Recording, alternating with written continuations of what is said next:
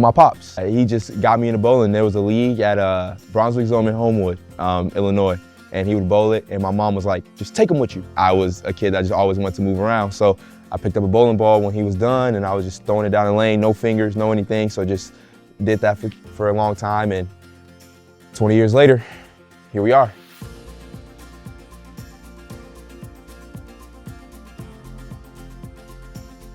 Junior gold was a big thing for me when I was younger. I wasn't as talented as I was when I reached 17, 18, 19. So when I was 14, 15, I was getting my lumps in at junior gold, like taking last pretty much. Like it was pretty bad.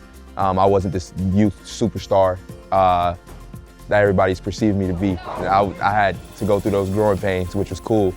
Not cool at the time, but looking back on it, it was cool. So just going through those trials and tribulations really helped me to just try to stay patient and maintain this a good composure about myself and keep my head on the right shoulders. My parents really, shout out my parents, that really raised me right just when it comes to that aspect of life. So I just tried to keep my head on my shoulders, stay as patient as possible, and know that your time is always gonna come. If you put the work in and you try hard enough and you have some God-given talent, your time is always gonna come.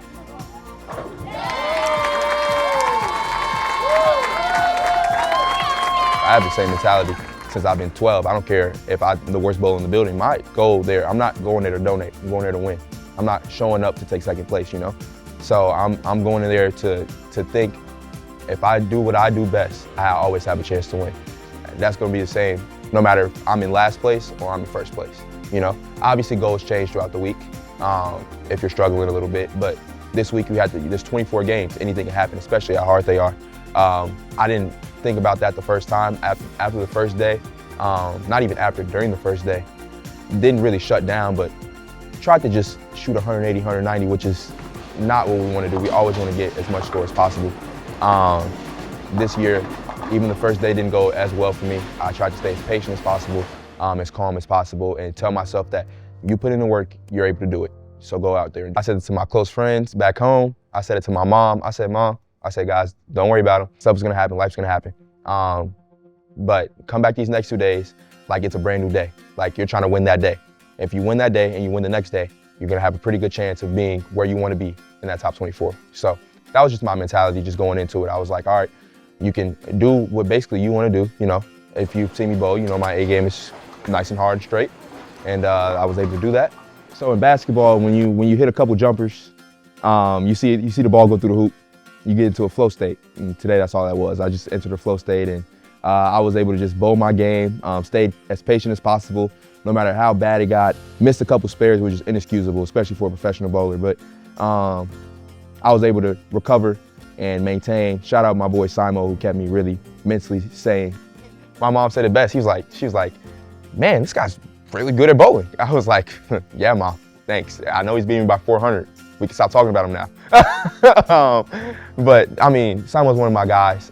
He's really brought me in and tried to like mentor me, and just to be able to cross with him was really cool. Especially seeing what he did. He just beat the crap out of the field. So props to him, and hopefully I'll be like that to somebody someday as well. The US Open is one of the most prestigious tournaments.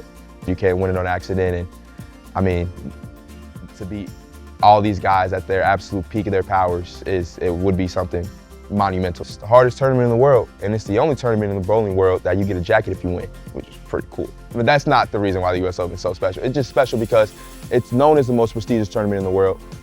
You know you have to come here on your absolute A game in order to have a chance against these guys, because they're so hard, they're so flat.